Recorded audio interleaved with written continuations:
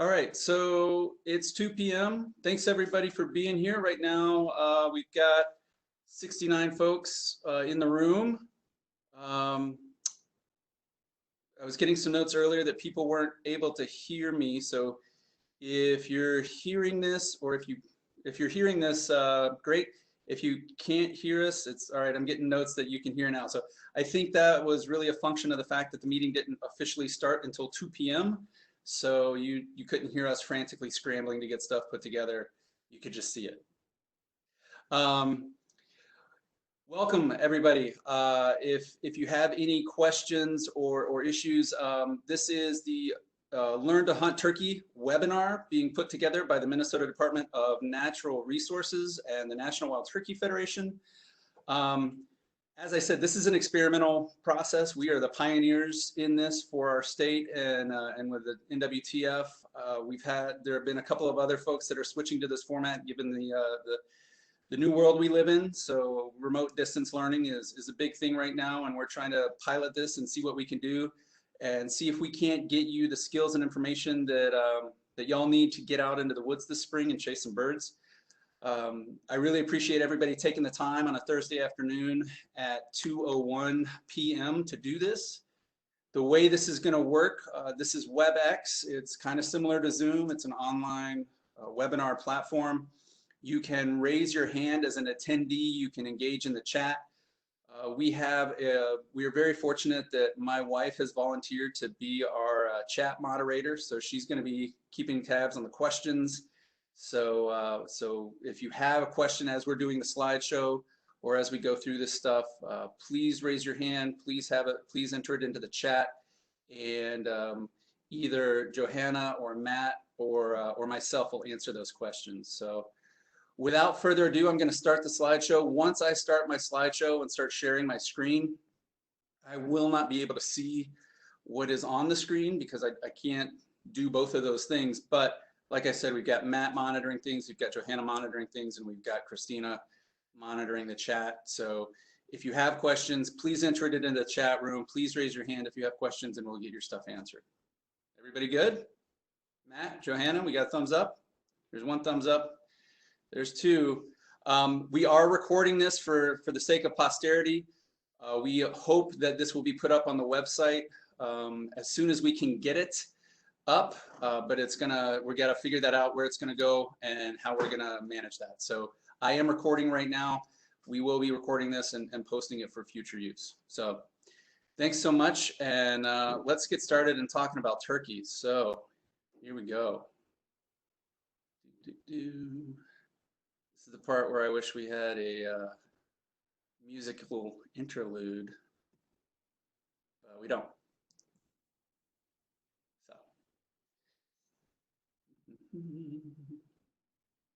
Okay, Learn to Hunt Turkeys 101. So this is April 2020. The turkey season just started yesterday, and it's already in full swing. The great news is that our turkey season runs until the end of May, so you still have time to get out, you still have time to look around, you still have time to chase birds, and you still have time to see a lot of really cool stuff. Really quickly, I'm going to give an overview and an introduction of who we are as the presenters of this content. I'll go ahead and start because my mouth is already running. My name is James Burnham. I'm with the Minnesota Department of Natural Resources. I am the Recruitment, Retention, and Reactivation Coordinator for the state, and basically what that means is my whole job is to get more people hunting and fishing. I've been with the state since December of 2017, and I am new to the state. Before that, I was in Wisconsin for 14 years, but I was born and raised down south, so I hold on to my yalls. So if a yawl comes out, that's why. You can reach me at the above website as well as that posted email address. I grew up hunting. I moved away from it while I did my graduate work in Wisconsin, as well as my undergraduate work in Ohio. So there was a big gap, and I came back to it because I was looking for a stronger connection to the land that was around me. I was looking for a stronger connection to my food. And I have to tell you that spring turkey hunting is by far my favorite thing to do in the woods. You know, I hunt deer to put meat on the table, but I hunt turkeys to have a blast. So I'm really excited to share this content with you. If I seem overly excited, it's because I really do. I'm goofy for this stuff. So I really appreciate all of you taking the time to share this with me. And with that, I'll turn it over to Johanna so she can introduce herself to everybody. Hey everybody, I think I'm off mute, so hopefully you can hear me. As in a similar vein to James, I am the Hunting Recruitment, Retention, and Reactivation Coordinator, or R3 Coordinator for the state of Ohio. I am with the National Wild Turkey Federation, but unlike James, I did not grow up hunting at all. I was born in South Korea and raised in Michigan. So I am new to the state of Ohio, but I am also super new to hunting in general. I actually became interested after an amazing internship with Michigan State University as a grad student. I had not considered hunting before that internship. I wasn't really aware of it. Most of the messaging I had gotten about hunting was negative.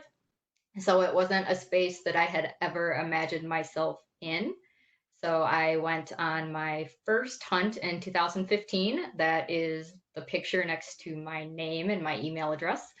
And I am currently working in Ohio to create a space for other people new to hunting who haven't discovered it until later in life and are looking for some ways to connect with other like-minded folks. So if you happen to be an out-of-stater on this webinar and you happen to be in Ohio, you should totally click that link and check it out. Nice. Matt, you want to give everybody a rundown? Yeah. Good afternoon, everybody. My name is Matt Wigman. I'm a district biologist for the National Wild Turkey Federation. So I cover Minnesota, Wisconsin, and Iowa, and a bulk majority of the things that I do are related to conservation. So it's working with partners like the Minnesota DNR or U.S. Forest Service or the Nature Conservancy or Minnesota chapter of Audubon Society. It's working with those partners to do more habitat projects that are going to benefit wild turkeys and wildlife. And so that's generally what I do. My background is I did undergrad and grad school in wildlife biology. I love to hunt. I grew up hunting and fishing with my dad and relatives, and so I've been doing it for a while. Absolutely love turkey hunting. The picture there is actually of yesterday. I got out for Minnesota Turkey Opener and had just a wonderful morning in the woods. All different kinds of birds were singing, and the wild turkeys were especially gobbling. And so wanted to share that picture. But yeah, that's my background, and I'm very happy to be here with you all. Fantastic. Now this whole thing came about because Matt and I were originally collaborating on an in-person class that was going to be part of the governor's turkey hunt for this year. That has been postponed to next year, and that got me rolling with, well, why don't we just move the class online? And I wanted to loop in Johanna because I was like, well, if we're going to do remote, we might as well go real remote and have Johanna come in because I really value her perspective. I value her experiences that she's had with this stuff. When you don't grow up doing this, there are things that the people who do grow up doing this don't even think about. And so having that voice at the table is really important to me. For the record, I didn't grow up turkey hunting. I didn't start turkey hunting until I was in Wisconsin. So I'm still a relatively new turkey hunter, but I promise you that if somebody like me can pick up turkey hunting, anybody can do it. And it's not as hard as it seems from the outside. But Johanna really has that tremendous perspective of coming to this on her own, and I really value that. And it's important to listen to that. Here's the plan. Here's what we're doing today. We're going to go over a few things. We're going to go, why even hunt turkeys? What are they? You know, there's some terms that we use when we talk about turkey hunting that if you're not familiar with it, you're going to be confused. And so we're going to go over those terms. We're going to go over what you need to do to hunt for these things. And we're going to go over how do you find a place? And that means, for me, that means starting on the computer, finding a place online, and then getting out there and walking you through my process of looking for sign in the woods. Next time, we're going to go over how do we call for turkeys? How do we set up for a hunt? And just like Matt, I was fortunate enough to get a bird yesterday. So on public land and here in Minnesota, I was staying close to home. I was about 30 minutes from my house. And unlike Matt, there was only one bird gobbling where I was at, but I was lucky enough to get him. So we're going to add in butchering and cleaning to that next time class. So that'll be next week. I'm really big on explicitly stating what I hope you get out of this. And my goal is that you get the skills and the information that you need to go turkey hunting this spring. It is doable. You could go from 0 to being in the woods, going after birds this spring, even if you've never done this stuff before. Now, I cannot guarantee you that you're going to get a bird, because nobody can guarantee you that you're going to get a bird, because turkeys they're a challenge, and they're tricky. What I can guarantee you is that I can give you the information to look for them. I can give you the information on how to find them. And hopefully, if you're lucky, if you're good, and if the birds cooperate, you can get a shot at one. So that's my goal for this webinar. That's my goal for you as an attendee, that you feel comfortable that you can get out and go look at birds this spring. So let's start with the big question. Why would you even do this, right? Like, a lot of people who don't hunt, they don't know you can hunt turkeys. B, they sit there and they go, well, I got them in my backyard. Why do you have to go in the woods to go turkey hunt? Why don't you just come over? And we're going to talk about this. Why do we turkey hunt? First and foremost, for me, it's springtime. There's so much happening in the woods that it's really awesome.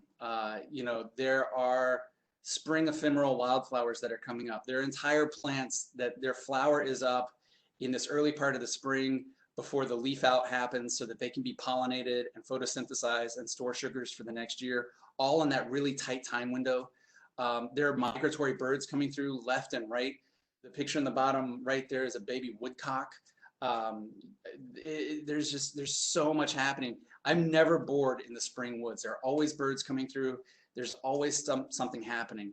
The whole world is waking up after a cold winter, and it really is remarkable. The other really great thing about turkey hunting up here in Minnesota is that it goes for that 6 weeks, pretty much from middle of April to the end of May. That's a big transition. You literally go from winter. Yesterday it was 20 degrees when I walked outside. That's cold. You go from that to like 90 degrees at the end of May, and you watch the entire world change over that time. So it's a really phenomenal time to be out. It's a really dynamic period. It's a lot of fun. I am a guy who thinks with my stomach, so when I'm in the woods, I'm typically trying to figure out if I can eat something or use it to eat something. Springtime is a great time for that. Ramps are coming up right now. Right now, ramps are coming up in Minnesota. So if you like really great wild onions, hit up some ramps. In the second half of the season, morels come up, and that's even better for me. I love morels. So this is just a really great time to be in the woods. Turkey hunting is kind of just the thing that gets me out there. But then once I'm out there, there's all this other stuff that I can do and engage with, and that's what keeps me coming back. Building off of that food notion, turkeys are delicious. They're really, really good. If you've never eaten wild turkey and all you've eaten is domestic turkey or domestic chicken, I promise you, turkey, it tastes like the chickeniest chicken you could ever chicken, right? Like, it's just so, the flavor is really rich. The flavor is really delicious. You know, the meat has a lot of variety to it, the white meat and the red meat. You know, you're going to prepare those differently, and we can get into those in the next class. But I promise you, if somebody gives you wild turkey, you're going to know about it, because it just tastes so good. So it really is. It's a really great way to get some delicious food. It's a great reason to spend time in the woods with friends or family. We are not doing it this year due to the circumstances that surround us, but my wife and son and I, you know, we've had turkey camps for the last 3 or 4 years going.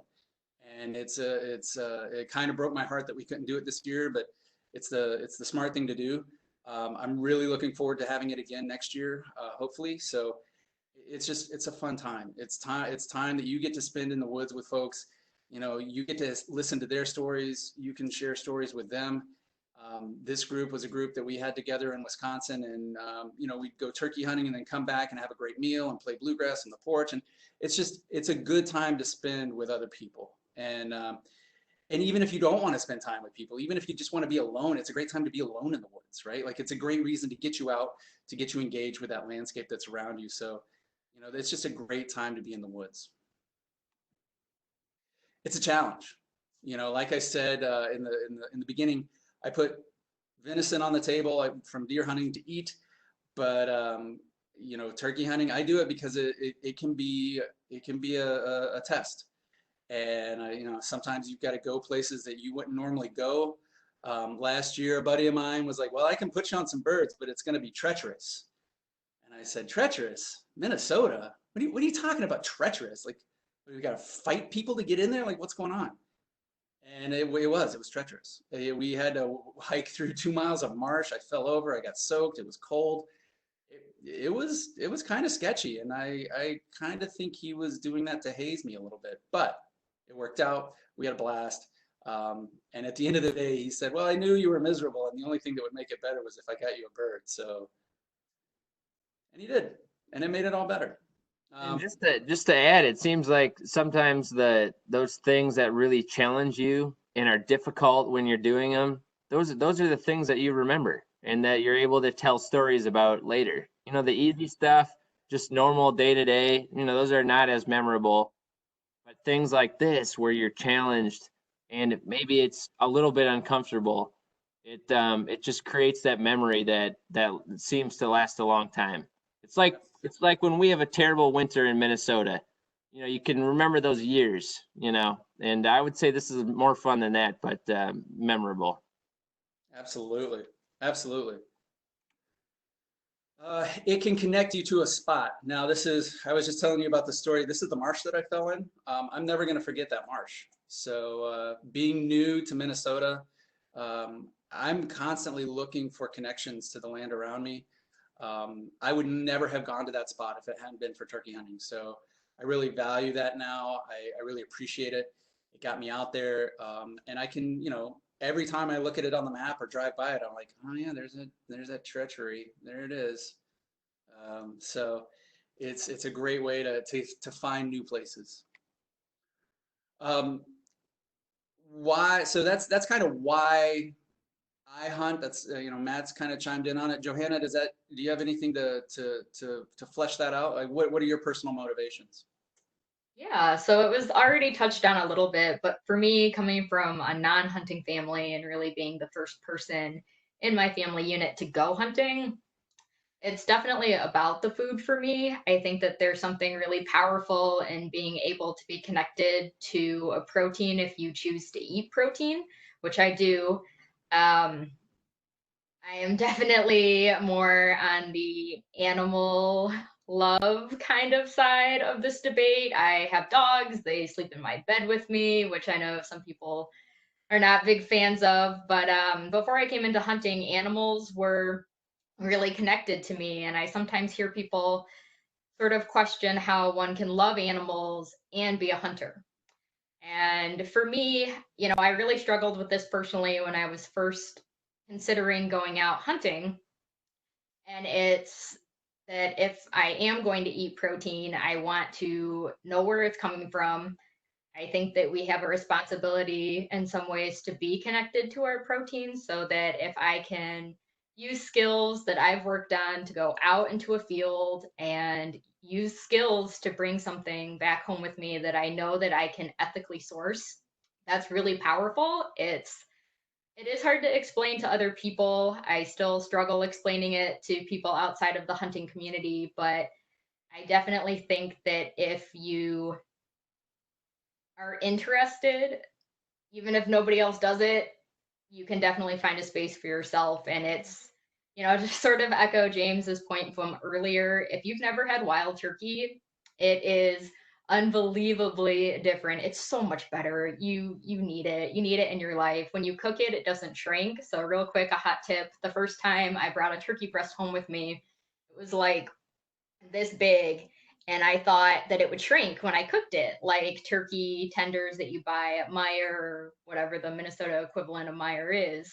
So I cooked this whole big turkey breast, and because it didn't have any liquid in it, any fillers, it didn't shrink. So I had to eat 2 pounds of turkey breast by myself in a week. So it's definitely about the food for me. I think it's a really unique way to connect yourself to the outdoors if you don't come from a hunting family.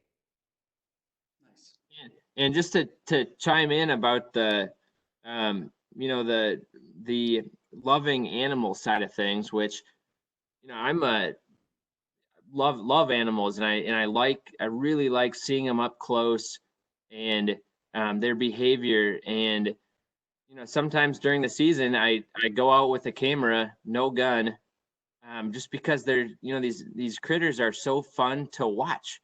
And I think a lot of hunters have, they really appreciate the animal, they maybe love the animal, and and there's an empathy, though there's a definite empathy. And I think so it's an interesting feeling, because you want to have sustainable food for your family, um, super healthy, good quality protein, but then you also feel bad because you're taking a life, um, and so but I think that's part of it.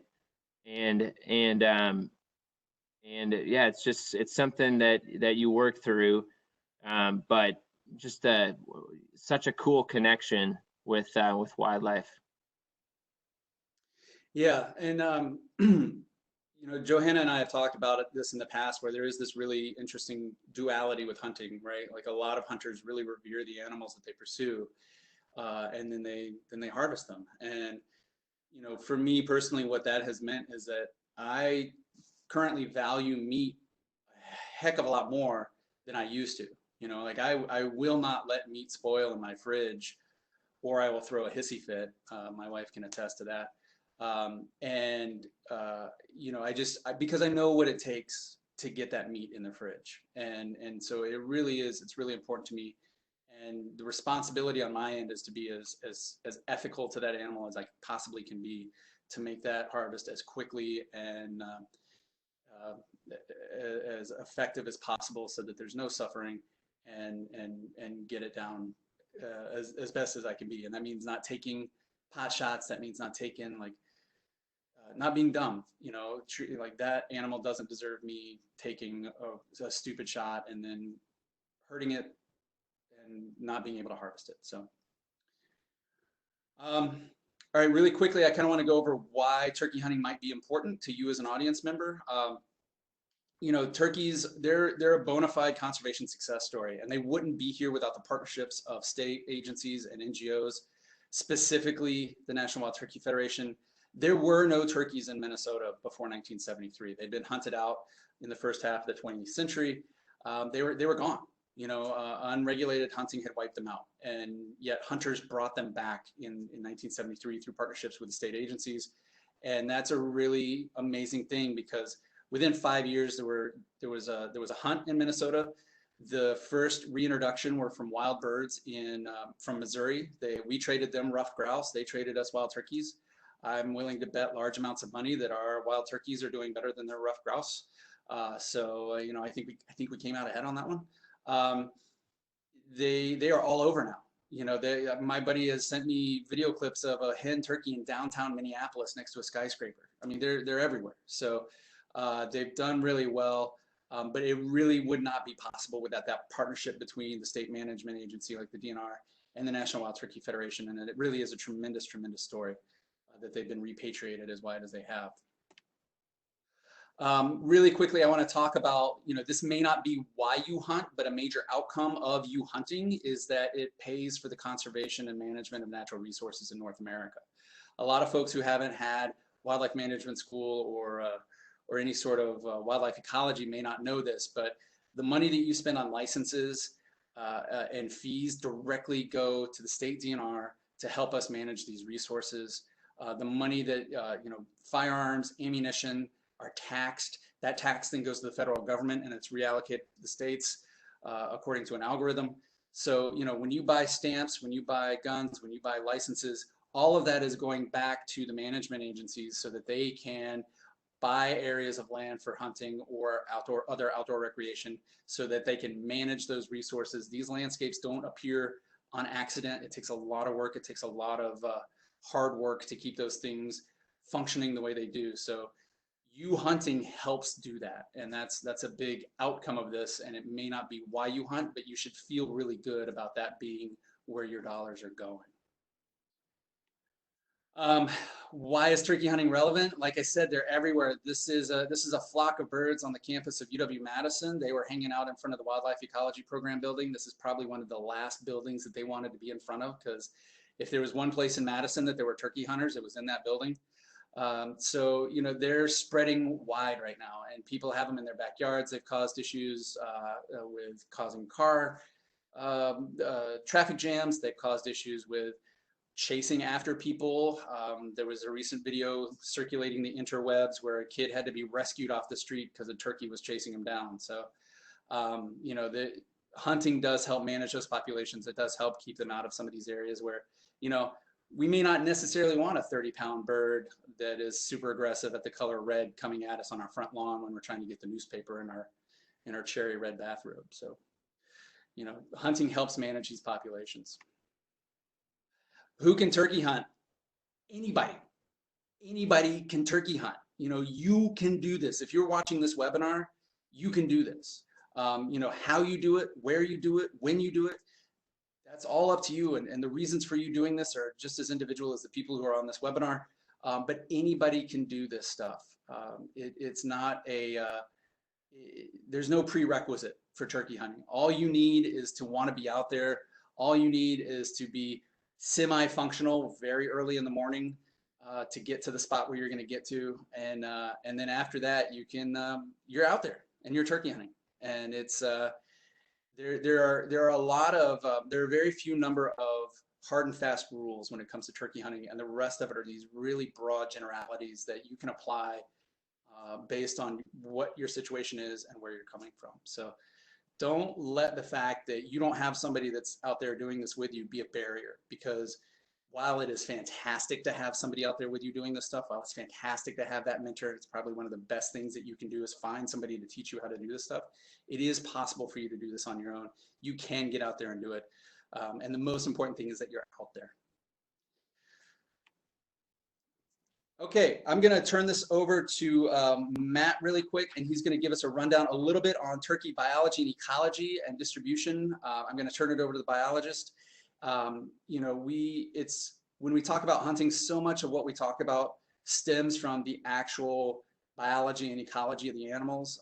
I did multiple graduate degrees in wildlife ecology, and it's my very, very sincere thought that hunting is the most applied form of ecological knowledge that you can do. You're using everything you know about that animal to get in front of them so that you can put them on the table. So Matt, go ahead and take it away.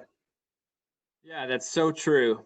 And the more you know about a species that you're hunting, the more connected you are with that animal.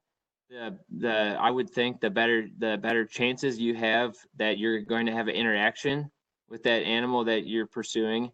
And so, you know, super important to have some type of background knowledge about wild turkeys, or whatever you're hunting. So what is a wild turkey?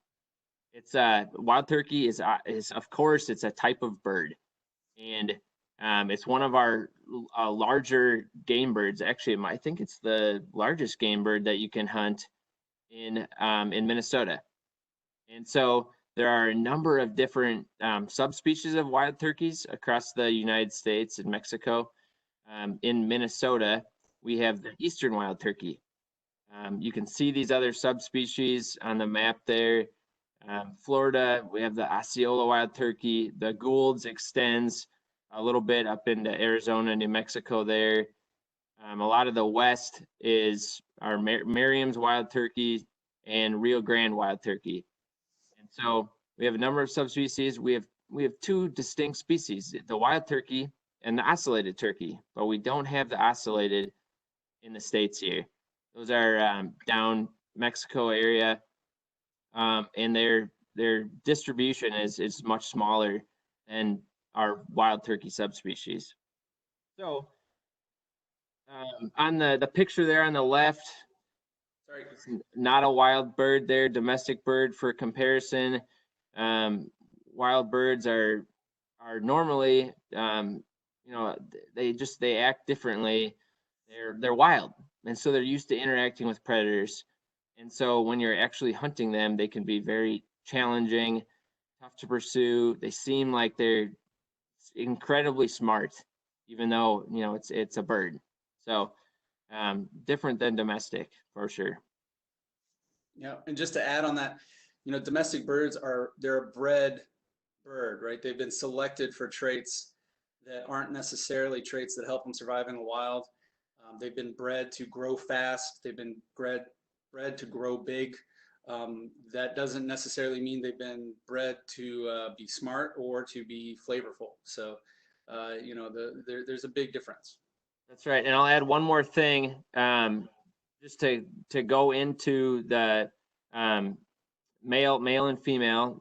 So males are either they can be toms. Oh, here we go. Okay, so toms or jakes. Jakes are are 1 year old or less, or a little bit older. Maybe people call them super jakes in the kind of hunting world, but it's an immature male. And you can see this jake on the left there, strutting. If you notice the jake's tail fan, it's not a full fan like you would see with a tom. You see those shorter tail feathers, and that's a really good way of telling, is it a jake or a tom? Is it immature or mature? Another thing that's a little bit less predictable is the beard length. If you get a shot, if you have a view of the beard and it's short, 3 inches to 5 inches or less, then you're most likely looking at a jake with eastern turkeys. The long, when you see a long beard, you're looking at a tom for the most part. Although even hens can have beards occasionally, but they're usually shorter. So, jakes are also, they weigh less than toms. They're a smaller bird. They're younger. Okay, the picture on the right shows a hen wild turkey, and she has poults. And going to the hen, a little bit less colorful. She sits on a nest for a portion of the year, and so you don't see those as vibrant of colors as you do with a tom. She has to blend in when she's on that nest to escape predators. The poults there are just they're young turkeys. It can be male or female. It's just a general term to describe young turkeys that hatched that year. Matt, just to interrupt really quick, we had a question. What's the difference between a mature and an immature bird? Jake. Yep. So the difference in it is just its age. So, a 2-year-old bird would be considered a mature bird. It's a 2-year-old. It has a tom, or is a tom, and so those tail feathers, there's gonna be a full fan. They're all the same length. Turkeys go through molts, body molt and feather molt, and so you'll see. So they'll replace those shorter feathers with a full tail, and so immature is just describing the age of the bird. And just to be clear, the word jake refers to an immature bird, right? Like that is not a fully grown, fully developed adult male turkey, which we call a tom. So a jake is an immature male, a tom is a mature male, and for the most part, it's the mature males that are going to do the breeding, right? There are hormonal changes that happen as turkeys grow, just like they are with people. So, and I'm going to get into the rules and regulations about what you can shoot and what's legal. So we're going to get through the ecology, and then I'm going to dive into rules and regulations. So I am seeing those questions come up, but y'all are jumping the gun. And just to answer your question there, can you shoot a jake? Yes, you can. You can shoot anything with a beard is the legal requirements for shooting a turkey in the spring. It's different in the fall, but I know James is going to go into that here a little bit later. So, so the turkey's annual cycle. turkeys they're doing different things throughout the year, just kind of like we are, and like most animals are. They're adjusting to the weather, and they're adjusting to the food that is available on the landscape. And so in the spring, you have smaller flocks. Flocks break up from those big winter flocks. Smaller flocks, males are breeding hens, and for the most part, like James said, the males that are doing the breeding are usually toms, although jakes occasionally will also breed a hen. How that is determined is it's a pecking order thing. Turkeys have a pecking order, just like chickens. And so you'll have more dominant birds that are usually more mature adults. And so when there's jakes mixed in, or when they see a jake maybe with a hen, a lot of times that tom moves to wherever the jake is and will run it off, or sometimes they fight.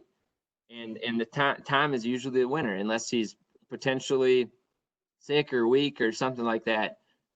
So that's the pecking order. Hens also have a pecking order too. But back to the spring, so the hens, they're nesting in the spring. The timing of the hunting season it usually aligns with nest initiation. So meaning hen starting to lay eggs is initiation. And they'll lay anywhere from 9 to 14 eggs or so, laying 1 egg a day. And then once all the eggs are laid, then they start incubating. And they'll sit on that nest for about 30 days before the poults hatch. Hens nest singly, they nest by themselves. They're looking for some type of thicker cover. They'll nest in prairie type habitat. They'll nest in forest that has good undercover vegetation where they can get away or hide from predators. So moving into summer, hens raise poults individually. Males kind of split off the singles or small groups. Sometimes you'll see, you'll be able to recognize groups, different family flocks of hens, because that hen will kind of keep her poults together, and maybe some of these groups join together, and you'll see maybe 20 or 30 poults in a group, and normally that's a couple flocks joining together. But in the summer, the poults are looking for bugs for the most part. Those bugs, insects, are packed with protein, and that's what they need to develop muscles and maintain and increase their body condition is protein. They can also find protein in new green shoots of vegetation. Those are usually high in protein. Clover, grass, insects. Anything with a good amount of protein is what they're focusing on. They'll also pick up seeds from grasses, or wherever they can find them, berries in the woods, fruit, that type of thing. Moving into fall, family groups will come together. Males are joining up, and it's kind of interesting when you think about turkeys. A lot of times you think of it seems like they almost disappear in the fall. They are so observable in the spring because they're out and they're trying to attract hens or females, and you just see it. It seems like they're everywhere, and then the fall they kind of disappear. And they're really focused on feeding. The things that they're eating are, again, what's available in the fall. Well, we have a lot of acorns that come down from oak trees in the fall, and so they're picking up those acorns that are high in fats and getting ready for winter. And they're you'll see them in fields picking up waste grain, cornfield, soybean, wheat, sometimes picking up that waste grain to get ready for winter, basically. And in winter, they form these large flocks. Again, you have the separation normally between those groups of toms and then the groups of hens and then even jakes will split off into their own group too. But they're not that split up, because sometimes you'll see that mix in one field. You'll see all like 9 toms together, and then 40 hens, and then even a little bit of jakes. And so, but they're forming winter flocks, usually congregated around good quality food sources, where they're scratching for waste grain or acorns or really whatever they can find. And the point of joining in flock, it's kind of twofold. One is just they congregate where food's available, and two, when they're in these large flocks, it's more eyes out there, as a protection from predators. They're able to see more things when you have more individuals together, and a turkey has just excellent eyesight. So that's kind of the large flock mentality in the winter. Awesome. Thank you for that, Matt. I'm going to get into what's a legal bird. So we're out here talking about hunting for spring turkeys. What can we get? There are different ways to age and sex birds in the field, and Matt went over those a little bit. This is a really nice graphic from the Wisconsin DNR that talks about, is it an adult or an immature juvenile bird? So you see that comparison between the full adult tail fan on the left and the juvenile jake fan on the right. You can see that there's some differences between a hen turkey and a gobbler. There are a lot of really subtle differences between these two. For the most part, gobblers are darker, hens are browner.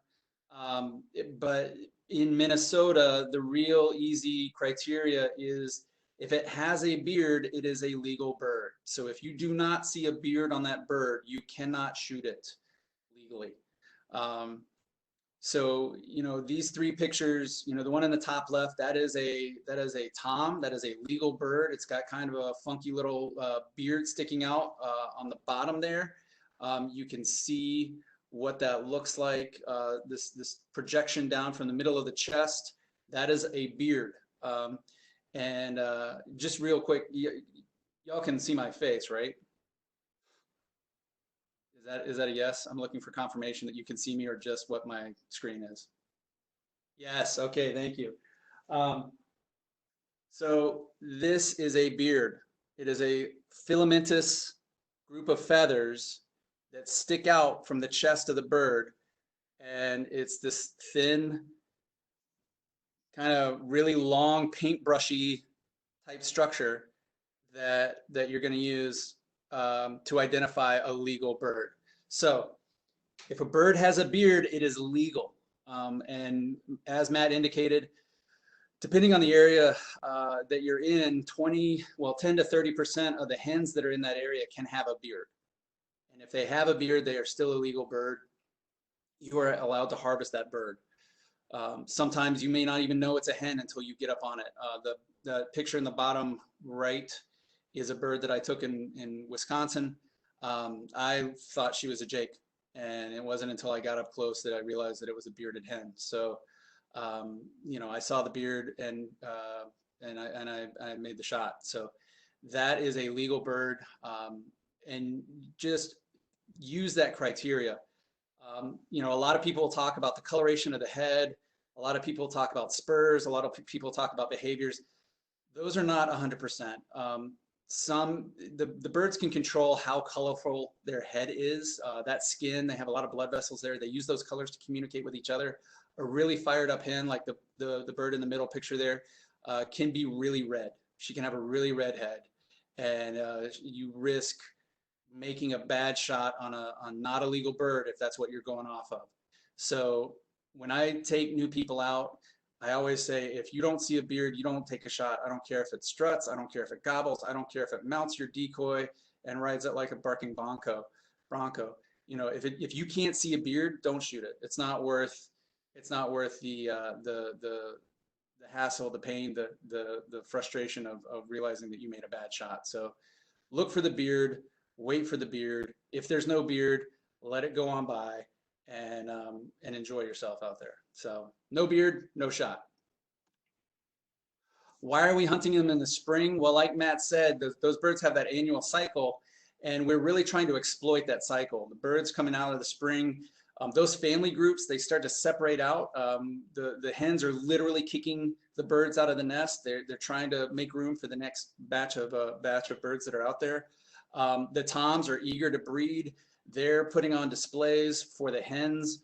They're gobbling, they're announcing themselves to the woods so that everybody knows where they're at, so that if the hens are looking to breed, the hens know where they're at.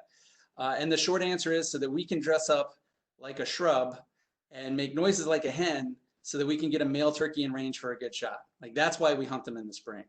We're trying to be as inconspicuous as possible. We're trying to make noises like a hen because the toms want to be with the hens, and we're hoping to get them into range. So that's why we hunt them in the spring. We're trying to exploit that biological relationship, that spring mating drive.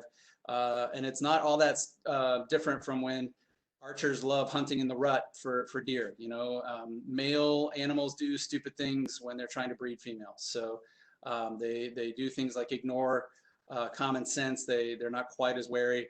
They've got other things on their minds. So we're trying to exploit that relationship, and we're trying to use that so that we can get them close. The catch here is that we're kind of bending the rules. The way this works in the wild is the toms gobble or the jakes gobble. The males will announce themselves to the woods. They'll announce themselves to the world around them, and they'll say, "Hey, everybody, I'm pretty cool. I'm hot stuff. Come on in." And as a hunter, when hens hear that, if they're ready to breed, they're like, "Oh, okay, yeah, he's hot stuff. Let me go over there and let's talk."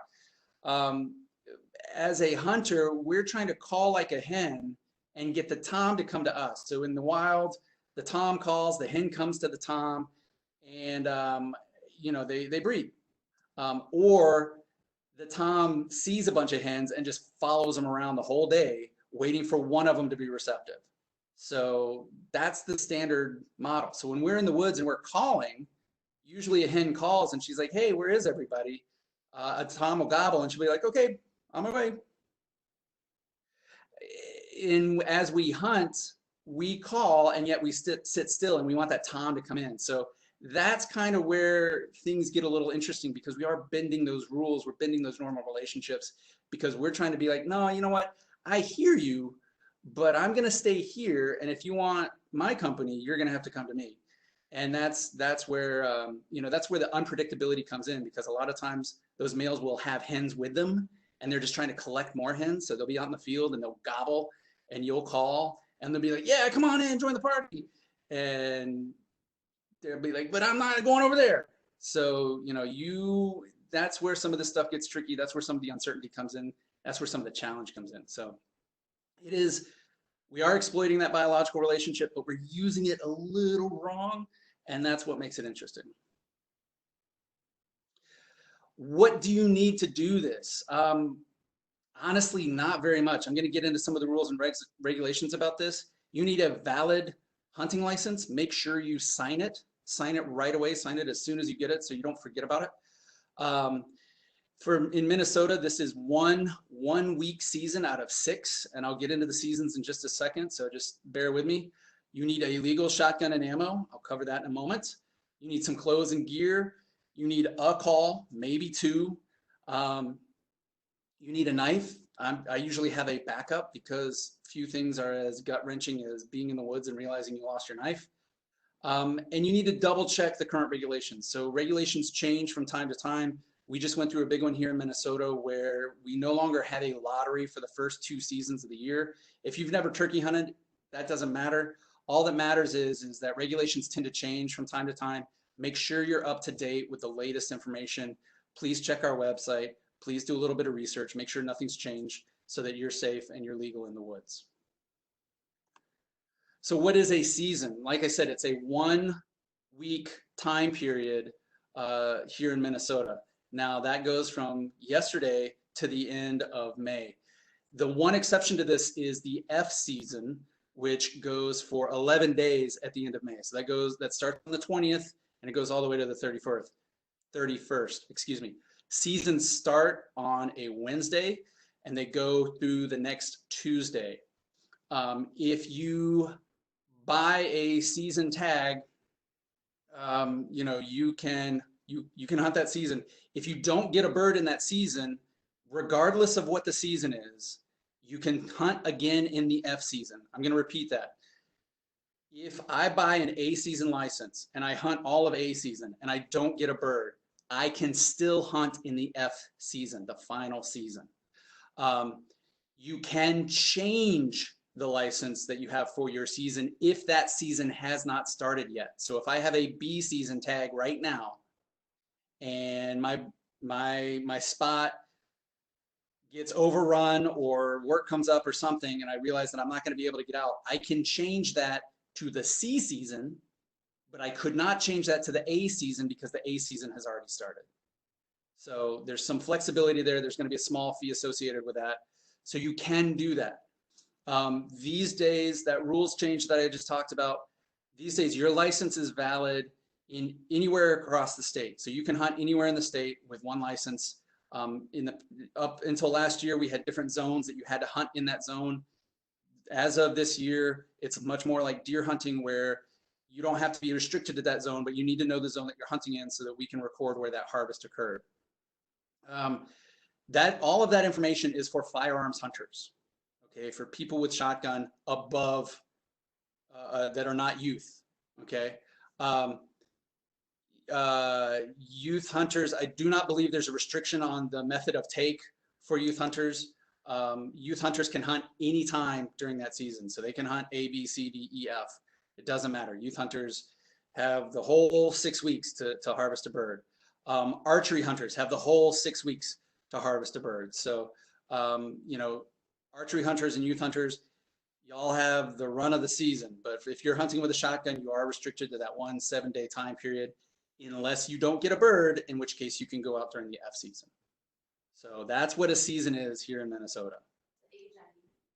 The age on use, you can still get a license once the season starts. So yeah, if you haven't bought a license yet and the season started, you can still get it, but you cannot hunt. If you go to a vendor and buy that license right away, you can't hunt until the next day. So you can't just like run out and pick it up and go out in the woods. You got to wait a day. So yes, you can still get out. The age on youth, please check the web page for that. I don't want to misspeak. I'm not sure what the definitive cutoff is because different seasons, different animals, there's different youths in the Minnesota DNR. So go ahead and check our turkey regulations website for that. I don't have it right at the forefront of my cranium, so I don't want to misspeak on that. To get a license, you need firearm safety if you were born after December 31st, 1979.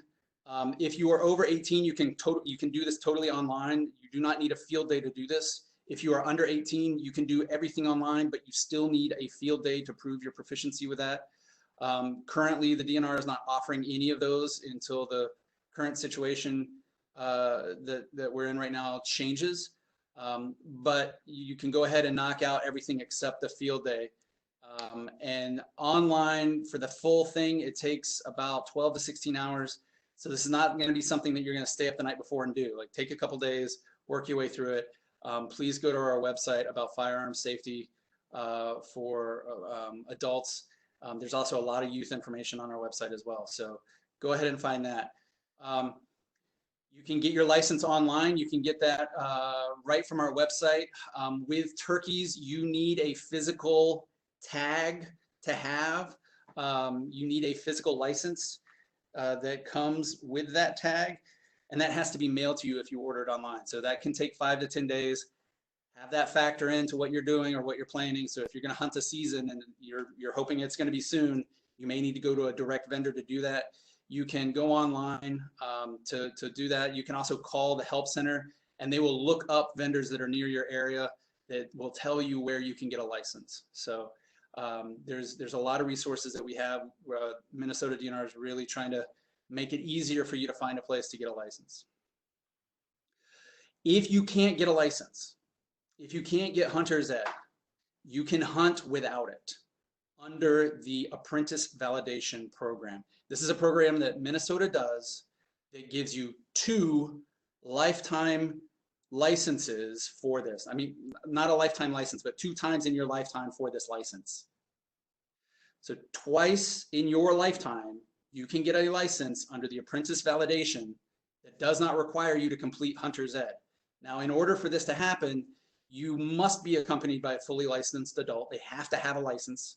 You have to be within unassisted audio and visual communication with that person. So you can't just like, one of you is on one side of the field and the other is on the other side of the field. Like, you need to be close enough that you can talk to each other, that you can share information.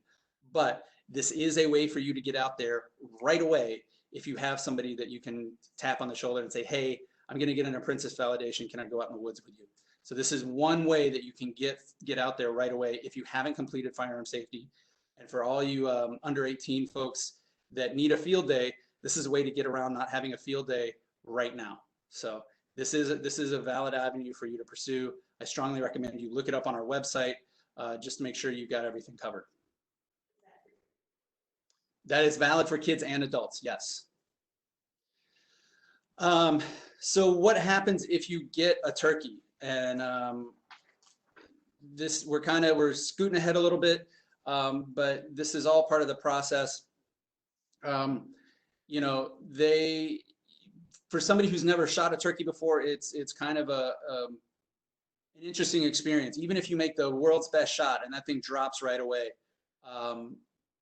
they typically have a reflexive action where their whole body will convulse. The wings will flap, the legs will kick, and they call that the flop. That is the term that turkey hunters use for it. It can be a little unsettling to see because as a hunter, you think, oh, I made a bad shot and this animal's suffering. And it's just kind of surprising because you think the thing's dead as a doornail and then all of a sudden it starts convulsing. So don't be surprised if that happens. They can be deader than dirt and they're going to do that because it's a reflex action. It's exactly like what happens, the whole phrase, running around like a chicken with its head cut off. Birds will do this, reptiles will do this, some mammals will do this, where they may be totally brain dead, but there's still enough electrical energy in their neural system that it triggers muscle contraction, it triggers muscle movement, and you'll see that body movement. Sometimes you're going to need a second shot. That's not all that unusual. You can have a really good shot on a bird and it'll knock it down and it'll be paralyzed or it'll be mortally wounded. I like to finish the birds as quickly as possible. So I will take a second shot if the bird still has its head up, and just finish it off as quick as I can, because that's my goal, is to make that as quick as possible. And it's really important to recognize that as a new hunter, if you've never harvested an animal before, there's a lot that happens. There's a lot to process with that. And it's, your reactions and how you respond, that's valid. That's your experience. Don't let anybody tell you it's not, because this is your process. This is your hunt. So, if you feel weird, if you want to take a moment, that's fine. That is entirely reasonable. I always feel a little weird. I still shake every time. It's just an adrenaline thing. I will literally sit there and shake for about 5 minutes after I take an animal, and it's a rush of adrenaline. It's just a mix of stuff. So, give yourself the room and the flexibility to experience those, and don't think that you're a bad hunter if you have those thoughts or those feelings. Johanna, did you want to add anything to that? Yeah, thanks, James. I think that I would add on this slide, I think the most important thing to take away is preparing yourself. So I actually went on a deer hunt first, and by the time I found my deer, it had already passed. And when I went on my first turkey hunt, the opposite was sort of true, and I ended up watching a flop, and I wasn't as prepared for it as I needed to be. Sometimes your emotions really take over in the field, and if you're not used to personally harvesting things, it's a little traumatic. But I think something really cool about this webinar and about this slide is we can tell you ahead of time that it's going to happen, and It's totally okay if you get all the way out there and you decide when you have that bird coming in. Johanna, you there? Uh-oh.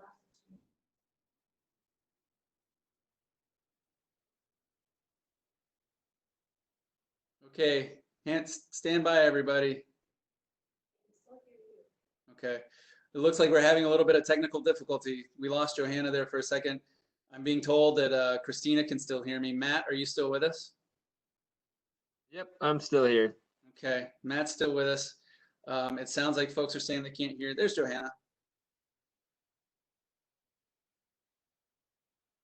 She's frozen. Oh no.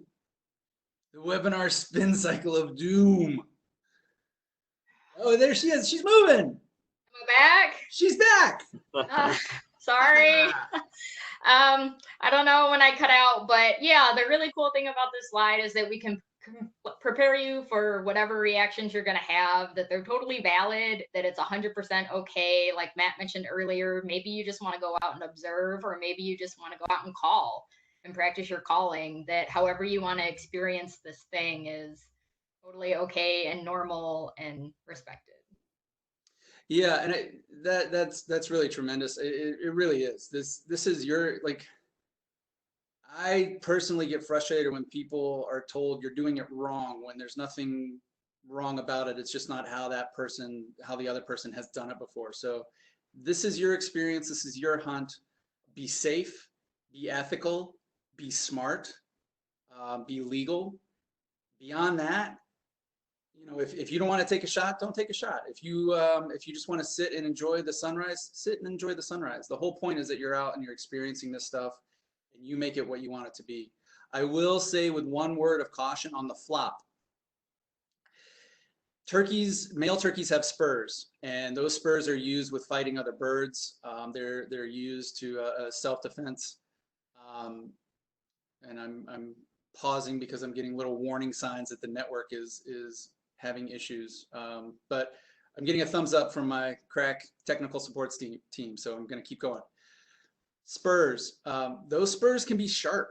They will put a hole in you if that bird is old enough. So be aware of that. I know some old school turkey hunters that have scars on their hands and wrists because they reached down to pick up a bird and then it started flopping and they got caught by those spurs. So just take a moment, let it pass. If it's down, it's probably not getting up. If you've made a bad shot, they're not going to stick around. So be aware of that. Be wary, and just kind of let that process play out. Yep. And I'll address shot placement in just a moment. Just to answer one of these questions here, what if they aren't dead when you come up close? What do you do? And if they are not dead, will they attack you like a deer could? And I just wanted to say it since it's hard to type out. So if you walk up to a turkey that you've shot and it's injured, its instincts aren't really to fight you. Most of the time, the instincts are either for it to try to hide in its place there, just not move and hope that you don't see it, or the instinct is going to be to run or fly away if it can. And so, if it takes off running, try to so I always bring your gun with when you approach a turkey, because sometimes they get up even if you think they're dead. But so the best shot if it's running away would be on the head. If you get up to it and it's clearly not dead, it's in front of you, not doing anything but not dead, what you could do is you could kind of like a duck or goose, or it's hard to describe, but basically you're disconnecting its spine basically, and you can make a really clean kill by kind of grabbing the head and doing that type of motion. hard to do with a big bird, and so you might have to, if you can't do that, then I would say, just try to back up to a far enough distance where you're not going to destroy the whole bird with a shot, and just again put the barrel on the head from 20 yards away and shoot again, and that will be a clean kill. Thanks, Matt. My screen has gone back to the original page. Can you hear me? Okay, so my voice is still coming through. It's the fun. That's the fun of webinars. Let me see. So it looks like.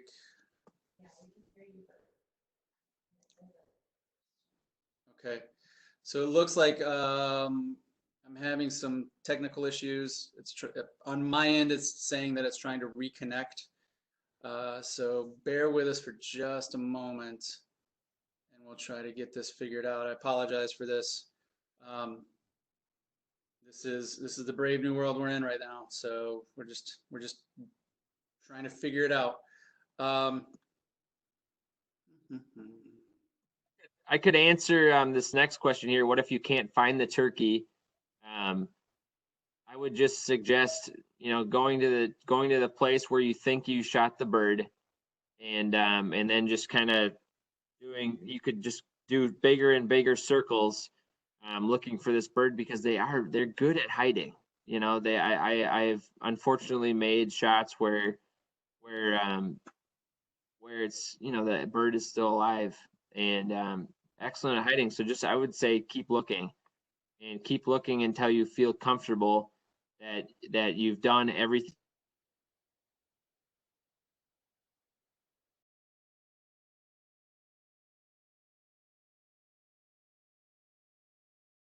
All right.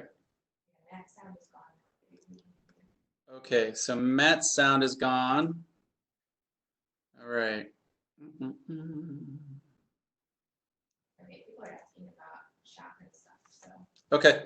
All right, everybody. I appreciate you being patient. We're having some technical difficulties with some things, so let me get back to the presentation. All right. And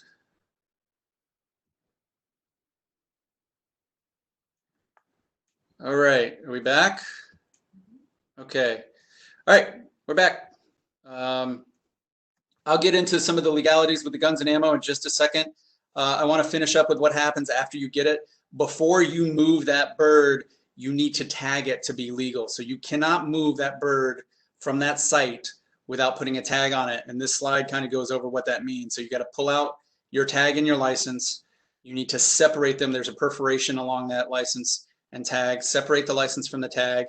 You notch the day, the month, and the time, AM or PM, on that tag when that bird was taken, and then you attach it to the bird. Now, zip ties are great for this, but I've heard people using shoelaces. I've heard people using twine.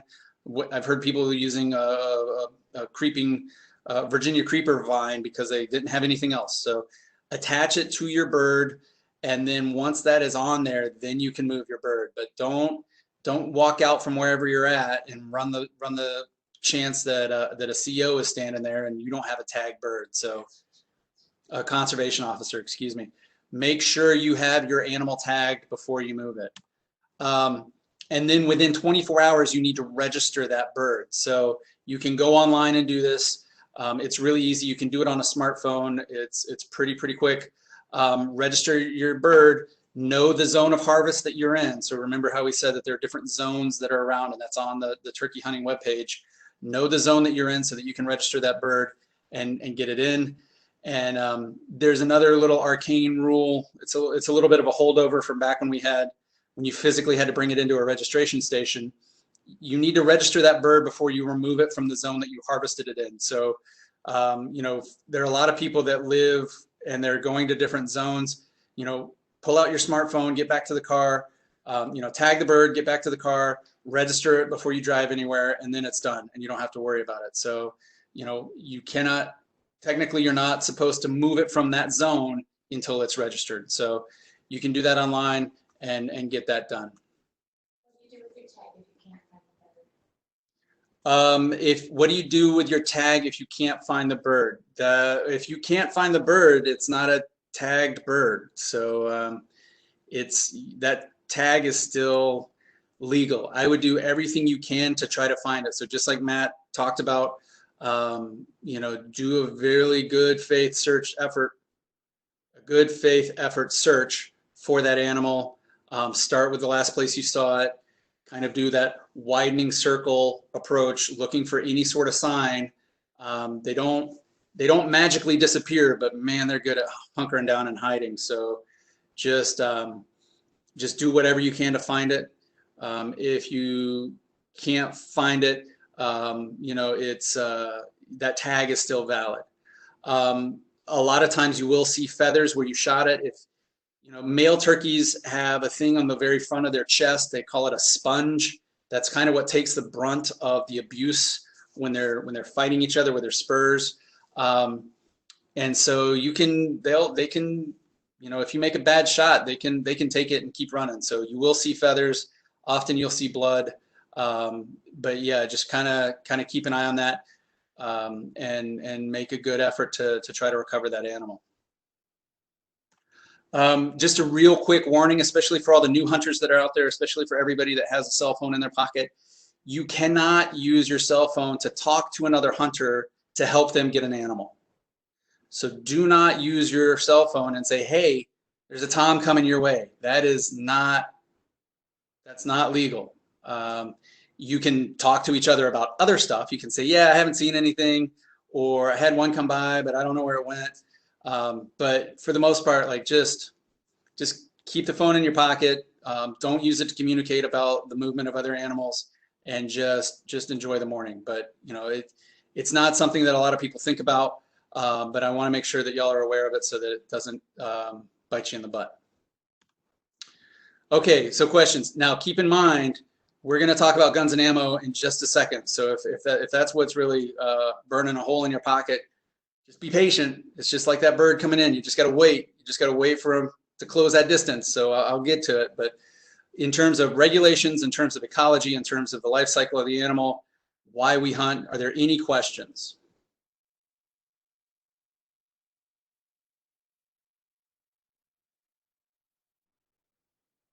My crack technical support staff is. Can we expect to see blood or feathers when we shoot? So yeah, if you make a wounding shot on the bird, you're almost always going to see feathers. Depending on where that shot goes and depending on how you hit it, you could see blood. But yeah, if you hit it with anything, feathers usually come off pretty easily. So. You can buy a license online, but can you also get the tag downloaded with the license? So there's a question about downloading a tag. You can buy a license online, you can download that license, but for animals that need to be tagged, so deer, bear, turkey, you need that physical tag from the DNR. So that has to be mailed to you. So even when you buy it online, that license is valid as soon as you buy it, but without that proof, without that piece of material so that you can tag an animal, you cannot be out there. So I'm pulling out so this is my license. It's this thermoplastic material. You need this to be legal in the woods. Can you scout without a tag? You can scout without a tag. You can accompany another hunter without a tag or license. You can be out there with somebody just hanging out, and as long as you don't touch a firearm or bow while you're out there, you can be out there. You can be calling for them. So you don't need a license or a tag to go out and just enjoy the woods with somebody and maybe help them out, but you cannot touch a firearm, and I would not carry a bird. The cost of a license for a resident in Minnesota is around $27. That includes the fees that are associated with the turkey stamp. So that all goes towards helping turkey habitat and conservation. I think you're gonna be going over the other questions as you go. Okay. So it sounds like a lot of the other questions have to do with scouting and equipment, and I'm going to get into those right now. Johanna and Matt, do you have anything that you want to add real quick? No. Okay. Guns and ammo. This is what folks have been waiting for. In Minnesota, you need a 10 gauge or smaller shotgun. You need a 4-shot or smaller pellet size, and I'm going to explain that just a little bit, so just bear with me for a second. And that last bit about knowing your gun. Shotguns and ammunition, shotguns should have the gauge that they are, and the size of the chamber, the size of the where you put the shotgun shell. They should have that stamped on their barrel near the receiver. So the receiver is that square thing where you put the ammunition. The barrel is the tube that comes out of that. So with shotguns, the smaller the number, the bigger the diameter of the barrel. So a 10 gauge is bigger than a 20 gauge. That's a little counterintuitive. But just remember, the smaller the number on a shotgun, the bigger the diameter of the barrel. The bigger the diameter of the barrel, the bigger shotgun shell you can use in terms of payload. And also remember that it's going to be a little bit, it's going to be more of a kick. You're moving more mass, there's more recoil. So just keep that in mind. In Minnesota, it is number 4 shot or smaller. Shotgun pellets for BBs, they are listed as number for size. With pellets, it is opposite of the gauge of the shotgun. And if you're new to all this stuff, that makes it sound like somebody intentionally is making this as confusing as possible, but just bear with us. So number 4 shot or smaller. So you want to go up from 4 shot, 5 shot, 6 shot. All of those are good shot ranges for turkeys. So you don't want anything below 4. So you don't want anything smaller than 4 for the pellets that you choose. Again, know your gun, know the ammo. The ammo is going to be printed with the size of the charge, how much mass is in that thing, the velocity that it exits with, what's that? Just wanted to clarify, you don't want anything larger than 4 shot. Correct. I'm sorry, did I misspeak there? Yes, you don't want anything larger than 4 shots, so you want to go below, you want to go above 4. I apologize. Sorry. Yep. Wait, so say it again. So I'm gonna repeat that just to be clear. Thank you, Matt, for the reset. You want 4 shot or smaller, so you have to go up from 4. So 4 shot, 5 shot, 6 shot. These days, there's a range of new innovations and technologies that have made really small shot still very lethal for turkeys. So some of the really brand new stuff that came out in the last couple of years, you can even get up to 9 shot with some of this stuff. Stick 4, 5, 6, right? Like stay in that range, and you're going to be good for an introductory turkey load. So do not go bigger than 4 shot, which would be 3, 2, or the zeros. So just stay 4 and higher on the number. Okay. I saw a question flash by. What do I use? I like 5 shot. I think it's a really nice balance. I feel like it gives me the balance between the size of the individual pellet and the number of pellets that are in that shotgun shell. 4s are bigger, but that means you have less of them to fit into that shotgun shell. Me personally, I do not hunt with lead shot. I don't want to eat lead. I don't want to serve lead to my family. That is my personal choice. This is not me making a stand. This is just my personal opinion. I hunt with heavy shot. It's an alloy of non-toxic metals that is very, very dense. It's very good at knocking down birds. It works well on my gun. So that's what I use. I use heavy shot, number 5s. That's my preferred shot. What gauge do most people use for turkey? For turkey, let me see. What gauge? What do you have on hand? If it's 10 gauge or smaller, you can use any gauge to hunt turkey. So these two guns, the top one is my 12 gauge. The bottom one is my 16 gauge. I would hunt with that 16 gauge. I would just know what my maximum distance is for that gun.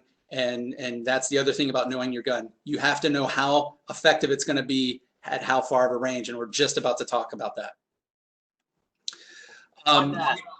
One more thing. There are regulations for if you're hunting on wildlife management areas in the state, you do have to use non-toxic shot, so you can't use lead for turkey hunting. On other managed lands, public lands, you can, but for the wildlife management areas, you do have to use non-toxic. And there are different rules for different public lands. The federal lands, if you're in there, sometimes, especially for waterfowl hunting, they require it. Sometimes it's just safe to have it, just so that you can't be accused of trying to masquerade as a turkey hunter and going after ducks with lead shot. So these days, non-toxic ammunition, the price point has fallen a tremendous amount. There are a lot of useful tools on the internet that you can find stuff when it's on sale. So you know, it's effective, but you need to learn what it's going to do in your gun. Shotguns and shells are notorious for not being as precise as rifles. They're not going to have that same sort of reaction with different kinds of ammo. So you need to find an ammo, you need to find a shotgun, you need to see what it's going to do at a distance so that you know what your maximum range is when you're setting up for turkey hunting. And it can be, you know, if you're stuck to, like with that 16 gauge that I've got, I wouldn't go beyond 20 yards with that thing because of the way it's designed and the ammunition that I can use with it. My 12 gauge, I can go out to 40 yards. I feel fine with that. So, you know, it just changes how you're going to hunt, how you're going to set up. A 20 gauge would be just fine for turkey hunting. A lot of turkeys have been shot with 20 gauges. So that's all totally fine. You know what your maximum distance is, know what that pattern looks like. And right now we have a turkey target on the right. When you're aiming at these birds, you're really aiming for where that fleshy red, they call those the wattles. You're aiming for where those connect to the feathers, because what you're doing is you're spraying a cone of projectiles into that area. And your hope is that you get enough into the head and neck region that it quickly kills the bird. The other reason that you're shooting them there with a shotgun is that, you know, you don't want to put a lot of pellets in the breast. So like I said earlier, the breast, the males, they have that sponge that's there. It's intended to absorb damage from other turkeys, but it does a good job of absorbing damage from pellets. Feathers are a good way to deflect energy from those pellets. So you're really trying to get to that exposed skin on the head and neck for a very quick takedown of that bird without wasting any meat. So that's really the kill shot that you want. The DNR has put out a new video on our Facebook page on patterning your turkey shotgun. And what patterning means is you're taking multiple shots at different distances so that you can see what the pattern, like the literal pattern of the pellets in that target looks like, so that you know what that shotgun's going to do at a specific range. And that's one of the most important things you can do as a new turkey hunter, is get out there and see what that shotgun's going to do at 20 yards, at 30 yards, at 40 yards, because at a certain distance, those pellets are going to spread so wide that they're not going to be dense enough to make a quick and effective shot on an animal. All of this is about shotguns. For you archery hunters out there, if I was going to archery hunt on birds, I would be looking at a body shot. Like it's just like with the with deer, with the basketball in the rib cage. Like that's where I'm putting my arrows, because that's an effective kill shot. You are going through a lot of arterial blood vessels. You're going through a lot of the materials that the bird needs to live. And you're going to run out there really quick, and you're going to have to dispatch that bird. It is not an instantaneous kill shot, but it'll put them down. You know, fixed versus mechanical broadheads, that's a personal choice. I see a lot of folks that use some pretty fancy shooting to decapitate a bird. For me personally, that's a shot that you know, you can make, but I would prefer a much bigger target. and have a little bit of forgiveness with where I can place that arrow, and it'll be just as effective. Fixed versus broadheads, that's a personal choice. I prefer fixed broadheads versus mechanicals. But that's, you know, the technology with mechanicals has really advanced to the point where, you know, them not deploying or them not working effectively, it's really rare these days. Now, the one thing that I will say about mechanical broadheads for turkeys is a lot of times they'll be a lot longer in terms of the blades that they deploy. There are ones that are designed specifically for turkey hunting, so keep an eye out for those. The biggest thing that you can do is practice. Shot placement is going to be more important than any technology. It's going to be more important than any gizmo. It's going to be more important than anything. Know what your weapon does. Know the maximum distance that you have with it, and practice. So that's what's going to happen. Crossbows. The licenses that you buy, they're going to be, for the adults, they're going to be method of take specific. So it is going to be a shotgun license. Again, that gets back to that point that archers can use any season, and with shotguns, we have to declare a season. So, James? Yeah. I would just add something to this slide real quick for anyone that's not super familiar with a shotgun. If you have a shotgun and you're thinking about going out and trying it to go turkey hunting, make sure that you shoot the ammo that you're planning to take with you turkey hunting a few times on the range. I remember discovering that the difference between ammo you use for target shooting feels a lot different than ammo that you use for turkey hunting. That difference in the shot size, to me, translates into more of a punch into your shoulder and the way that your body absorbs it, especially in my experience, women. So I would encourage anybody that hasn't shot a turkey load yet to spend the extra money, buy a box, and check your accuracy on the range before you go out into the field. Absolutely. And like I said, shotguns treat different ammunition different. So if you're using a lead shot from one manufacturer and you get dialed in and you're comfortable with that, and then you go to a non-toxic from a different manufacturer, those shots, those patterns are not necessarily going to be the same. Get comfortable shooting with lead on the range in a safe place, and then switch over to the non-toxic, switch over to what you're going to use hunting if it's going to be different from that, and see what it does, right? So get proficient, get dialed in, get used to your process with shooting with the very inexpensive stuff. And then if you are going to be using more expensive non-toxic shot, then switch over to that and make sure you know what that non-toxic does or that alternative ammunition does at those distances. So it's a little bit of practice, but it's what lets you know where the maximum distance that you can go. It lets you know where you're gonna, how you're gonna set up. And again, if that's what you've got, like if your maximum effective range is 20 yards, it's 20 yards, and that's fine. You can get birds to 20 yards away from you, so don't let that be a barrier. Clothing. I'm gonna try to speed things up a little bit so that we can get into the scouting stuff. Dress for the seasons, dress for the weather. Like I said earlier, you know, we go from winter to summer during this time. It was 20 degrees yesterday. It's not going to be that, and it's not going to be that this weekend. So yesterday I was bundled, man. I had wool pants on, I had base layers, I had my thick mitts. You know, I had multiple hats on. You know, I had my really burly base layers on. So, you know, it was cold. Later in the season, it's not going to be that cold, so I'll run with a lot lighter stuff. Avoid cotton against your skin. Cotton conducts heat away from you when it's wet, so stick to polyester, stick to synthetics, stick to wool, and be safe. The warmer and more comfortable you can be when you're in the woods, the easier it's going to be to sit for a long period of time, and the more chance you're going to have for success. Really quickly, I'm going to get into camo. Because it's one of those things that a lot of people talk about. What it is, it's just clothes and patterns that you hope are going to help get a bird closer to you. Camouflage is good because it helps break up your outline when you're out in the woods. But you know, every year there's new camo patterns that are coming out. Every year there's new, you know, this one's got green leaves on it, and like that's gonna magically make it better. It's a different pattern. You know, it's a lot like fishing lures. You know, sometimes it's better at hooking hunters than it is at hooking animals. So just kind of take it with a grain of salt. Camo is not an invisibility cloak. You don't put this on and disappear into the woods. This is me and my buddy hunting in Wisconsin. You can tell, you know, his hat blends into that background a heck of a lot better than my jacket, right? My jacket is way too bright for that background. You know, I'm gonna be there.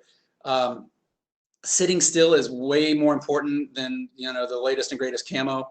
I've had, you know, birds are gonna see you. The turkey's eyesight is so sharp. They see things that we don't see. They see wavelengths that we don't see. You know, they're gonna see you. The thing with camo, you hope, is that they do not recognize you as a threat, and they come close enough that you can get a shot at whatever your maximum range is. So don't put so much faith in camo, because they're gonna see you no matter what. You just hope that they don't necessarily care that you're there. If you don't have camo, it's not the end of the world. You can still get out there. Use toned down greens and browns, mix match the tops, make it baggy, break up that outline so they can't quite tell what's going on there, and you'll be okay. Like I said, sitting still gets you farther than the Banana Dana 5000 camouflage that whatever manufacturer just came out with and everybody has to have. You'll be okay if you don't have any camo. Just make it those earth tones, make it you know, make it baggy. Colors to avoid: reds, whites, and blues. This is not the time to be patriotic. You know, leave the flag bandana at home. Turkeys use red, white, and blue as signal colors to one another. They're really using that to communicate. Also, that's what other hunters are looking for. That's the color of a tom's head. So I don't want to wear colors that other hunters are looking to shoot. Keep it at home. Stick to the greens, stick to the browns, grays. You know, stick to stuff that is going to be subtle, and you'll be okay. One last thing I'll say is that you should maybe check your soap. Color Boost soap has UV brighteners in it. Birds can see ultraviolet, so if you have soap that's putting UV brighteners on your clothes, they're going to see that. And there's a huge debate over whether or not that even matters. It's one less thing for me to think about. I just get a different soap to wash the clothes that I'm going to be outdoors with, and I don't have to think about it. So just wash it without the UV brighteners, get a dye-free, a scent-free soap, and you'll be fine.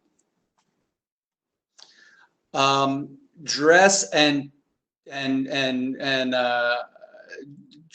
check for ticks. And I just got a note from Matt. Matt's going to have to sign off from us. He's got dad duty. So Matt, thank you very much. Thanks for all your help, and congrats again on getting that bird yesterday. Thank you. Great to be here, and hey, good luck to everybody who's able to get out this season. Nice. Ticks are not a joke. They are not a laughing matter. For a lot of new hunters and folks in the woods, they underestimate the severity that ticks can change your life. They're full of diseases. They're nasty little critters. Ticks are already out. They might have slowed down with this cold front and this snow. But I was talking to a conservation officer on Saturday, and he said he's already been covered with them just on a couple of short walks in the woods. So ticks are already out. Be aware of them.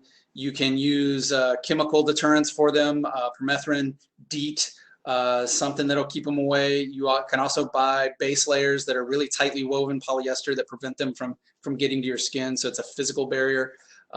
Just recognize that they're out there. Recognize that they can be they can severely alter your life, and that's not hyperbolic. A friend of mine recently realized that he's now allergic to red meat, probably from a tick bite. So just be safe out there. Be aware of it. They're probably going to be the most dangerous thing you encounter in the woods, and dress for them. Okay, questions. Any other questions? Why start with leather if you're never going to use it hunting? Why start with lead if you're never going to use it hunting? Start with lead if you're not familiar with guns. It's a effective and inexpensive way to get familiar with how that gun operates, how you're going to handle it, how you're going to use it, so that you're not burning through premium ammunition that may be non-toxic. It's mostly a cost thing. And then for a lot of folks, different shotguns can have different chokes, and the choke is, the gauge is the diameter of the barrel. The choke is a constriction in that diameter, and that changes the pattern that goes out, the cone that comes out of that shotgun. You can use any choke that you want. Again, the most important thing is that the maximum effective distance for that shotgun with that choke, with that ammunition. Me personally, I have, for my 12 gauge, I have a screw-in choke that goes in, and it's an extra full turkey choke. They make full chokes, they make extra full, they make super extra full. So there's no shortage of chokes that you can play around with. Again, the most important thing is know what your gun does with that ammunition at distance, and that can be 20 yards, it could be 40. So just use what you've got. If you've got it on hand, know what it does, and get out there. In terms of other senses that the birds have, their hearing is very, very good. They have very sharp hearing. So you don't want to be doing a lot of talking in the woods. You don't want to be scrambling around. But that's really their two main senses, is eyes and ears. They can't smell worth a dickens. So thank God, because I think if they could smell us downwind, we'd never get them. But yeah, so sight and sound, that's how they're communicating. So be aware of that when you're in the woods. In terms of the size and the pattern of the circle that you want to be looking at, I strongly encourage you to check out the Facebook post that we have up on our wildlife page. Our shooting expert, Craig Kiger, has done a great job of demonstrating how you do that. He's lucky enough to have a gun range at his house, so he's able to do that and show us how that's done, and he's really good at it too. So, any tips for where to go to pattern our guns during COVID-related range? During the range closures, that's going to be a tough one. I really don't know. If you know somebody who has land that will let you do it, that would be my suggestion. Otherwise, that's going to be a tough one to get around for now. So if that's the situation you're in, I would just hit the social networks, see if anybody has a spot that they would let you pattern their gun. You don't need a whole lot of land to do this with shotguns. They're not rifles. They're not going to go as far. The projectiles are not going to go as far. I'd hit the social networks. I'd hit the phone trees. I'd see if somebody has access to a farm field where they don't mind you patterning a shotgun, because that is going to be something that's a challenge if you don't have access to that. And then there were a couple more questions that flashed by that I didn't quite catch.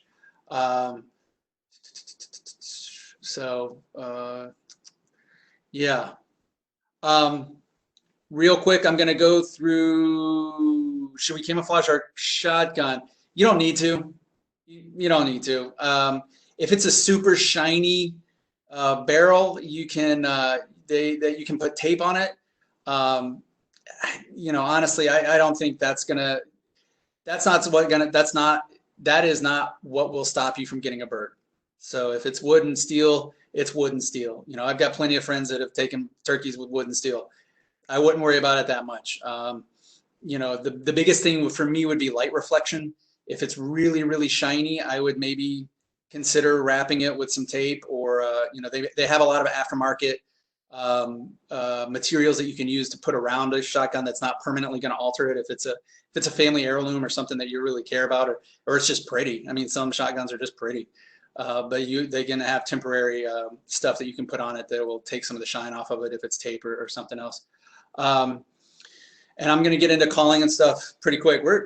This is flying by. We got a lot of material to cover. All these questions. This is awesome. I really appreciate it. Do you need to wear Blaze Orange? Do not wear Blaze while you're hunting. Turkeys will see that, and they'll know you're there. Stay unblazed. I wear Blaze when I'm walking out. In the morning when you're walking in, it's going to be so dark, nobody's going to see it anyway. I wear Blaze when I'm walking out, just in case there are other hunters nearby. I don't want them thinking I'm coming through and they're not aware of where I'm at. So I'll have blaze that I put on after I'm up and I'm walking around. So I would have a little bit of blaze, have a blaze hat that you can throw on, have a blaze flag that you can throw over your back. But no, do not wear blaze while you're in the woods, because they'll see that. They can see color, they can see ultraviolet, so they'll pick up on that.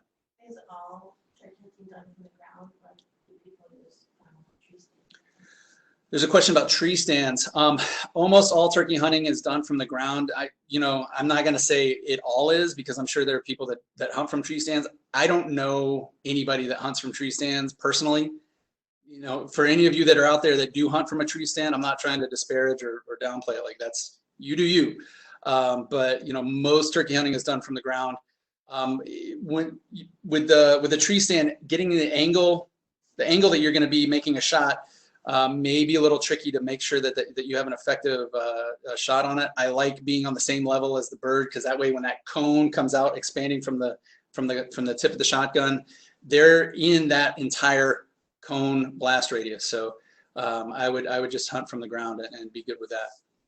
You get a bird, how do you avoid the spurs when you?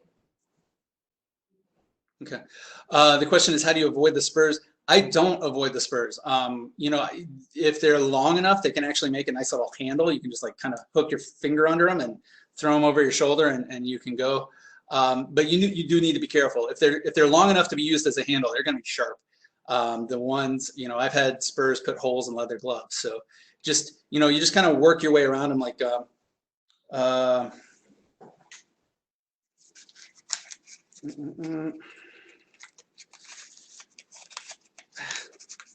I'm fiddling around. So this is the turkey foot. So that's the spur right there. All right, now there's my pinky for comparison. All right, now when I'm carrying the bird, I'll frequently just kind of tuck it between my middle finger and ring finger, and it gives a nice little thing to fit between those fingers and grip. If I came down straight on this, that's going to go through my hand. So just be aware of it. You can use it and you can wrap around it, but yeah, they'll poke you. So yeah, y'all, we got a lot more material to cover, so we need to boogie on, and I want to get to scouting and some of this stuff. So how do I find a place to hunt? Minnesota has a lot of tremendous resources that you can use to find a place to go. There are multiple options for online mapping tools. Google Maps works. If you're willing to pay for it, Onyx Maps works. Great. DNR has the Recreation Compass. It's a fantastic place to start because it tells you where all the public land is in the state. And you can then supplement the Recreation Compass with other materials from other sources. Minnesota is tremendously fortunate. We have 12 million acres of public land in Minnesota. It is amazing. Growing up down south, I didn't have anything near that, okay? It's a really fantastic resource, and we're incredibly fortunate to have it. Now, that 12 million acres is a mix of federal, county, and state-owned land. So, it's a patchwork of different land types. It's a patchwork of different uses. They're not all created equal, so you do need to delve into it and do a little bit of digging, but there's a lot of space out there. There's a lot of space out there. Just here in the metro area in St. Paul, we have over 150 wildlife management areas that are over 100 acres in size within 50 miles of the metro area. So, there's a spot for you out there. It may not be the best prime real estate, and there may be other people that are down the way, but we've got a lot of opportunities to get out, even close to home here in the metro and being nearby. So take some time, do some digging, start with where you live, and kind of like zoom out from there and see what's nearby. And I hope you're going to be pleasantly surprised at what's out there. What do I look for when I'm looking online? I start with an area that I can get to. I look for a variety of habitats. Turkeys love a patchwork composition of stuff. I'm looking for foraging areas. I'm looking for areas that have agriculture fields. Like Matt said, turkeys love to spend time picking out waste grain from agriculture fields. I'm looking for hardwoods, oaks, and hickories. because in the dead of winter, when the ag fields are covered in snow, they're going to be going after acorns and hickory nuts. For roosting, I look for hardwoods again, oaks and hickories. So not only are they foraging areas, but they can also be roosting areas because they've got those big branches that the birds can hang out in. Or conifers. Conifers make a really great roosting habitat, especially in the winter. The birds will like to get up into like a big white pine with really nice horizontal branches. They can hunker down in there, and the pine needles act as a wind buffer, so they have a little bit of a micro habitat they can hunker into, and they can like be a little bit warmer. I just saw a note flash across. If you're late coming to this, we are recording it. Hopefully we can post it up later. So please keep an eye out for that. I'm also looking for water. Birds need to drink. They need to drink water. And I'm looking for topography. And water and topography kind of play into it. It helps inform me where I'm going to go on something. It helps create some barriers for the birds. Turkeys they like to be efficient. They're not going to jump across a giant river if they don't have to. So all of a sudden, if there's a big river in there, I don't have to look for the entire WMA, right? Like I can just focus on one side of it and see if there's habitat on that side, because it's going to take a lot to kick a bird across a big source of water. So I use that stuff to inform what I'm looking for, and I'm looking for a good mix of all of this. Like if it's just dense hardwoods, that's not as exciting to me as hardwoods with agriculture next to it, or hardwoods with water next to it, or hardwoods with a slope on it, because then I have a better indication of how those birds are going to be moving across that environment. So let me walk through finding areas really quick. You know, I start with the state. I zoom in a little bit to the closer areas where I'm living. This is the process that I used 2 years ago on my first turkey hunt. So I'm walking you through what I did as a brand new turkey hunter to Minnesota. These are the exact steps that I took. You know, I started in St. Paul. I looked around what was close, what was nearby, what could I get to, you know, I saw a lot of public land down along the Zumbro River. Now, this year I hunted a lot closer to home than I did 2 years ago. So, you know, I haven't hunted in the same place all 3 years that I've been up here. So, you know, there's a lot of land that you can get to. There's still a lot of spots that you can get out to, but I'm walking you all through what I did 2 years ago to pick a spot. I really like this area because there was a lot of public land. Not only was there a lot of big areas, but there were a lot of little areas too, because one of the important things that you need to do is not only identify like one spot, but you need to have a couple of backup plans, because if somebody's already in that spot or there are a bunch of cars in that spot, I'm going to go to the next spot and pick that out. So I look for clusters of large areas surrounded by stuff. And then how do I narrow it down? Well, I'm looking for that topography. I'm looking for those slopes, because turkeys, as a general rule, like to start high, and that has a lot to do with the fact that if they get spooked and they have to fly, it's a lot easier for them to fly off the top of a ridgeline than it is at the bottom of a hill. So it's easier for me as a turkey hunter, in my experience, to get them to come up a hill than it is to get them to go down a hill. So I like to start with some topography. I like to start up high and then hopefully call them up. If they're already in the bottoms, I'll call them up. A lot of times they'll roost in trees that are just off the crest of a hill. They're out of the wind. They've got some shelter. And so I typically like to look at topography and start high. Like I said, with the water, I use that as a way to funnel in where I'm looking for as well. So not only am I looking for a composition of habitat types, but the topography. So this was the spot that I picked 2 years ago, and you can see there's some agriculture up in the north part of the picture, the top part of the picture. Those really dense dark green areas, those are conifers. And then everything else is kind of a mix of a deciduous. So I really like that it was this high area you can tell it's high because there's shadow on the left side of that central part there. And the river's running around it. So I like that there's water there. I like that there's topography there. I like that there's a mix of agriculture and woods. And not only is it ag and woods, it's a mix of woods. So I've got those dense conifers that I'm expecting them to hunker down into when it's really, really cold in the winter. And then they've got the hardwoods that they can use for forage in an emergency. I like this area because it was big enough to find a place to go to camp out in. After I narrowed it down, you know, start calling. DNR has offices all over the state. Those folks know these areas better than anybody. They're out there, they're managing these areas, they're maintaining them. So, you know, it's a great way to find out information. Just for example, I was really curious what that really kind of open area in the bottom left corner of that high spot was, and it was a thinned patch of red oaks. And I just really, as soon as I heard that, I was like, all right, that's a good spot. Like there's going to be birds in there, and there were. We didn't succeed in getting them, but they were there. So double and triple check your boundaries. When you're out there walking around, look for the posted signs. Do not trespass. It's a jerky thing to do. Like just don't do it. I mean, it's illegal, but it's also just a jerky thing to do. Like, don't do it. Almost all of these lands are posted. Just keep an eye out for the yellow signs that tell you when you're in state property or when you're about to leave it.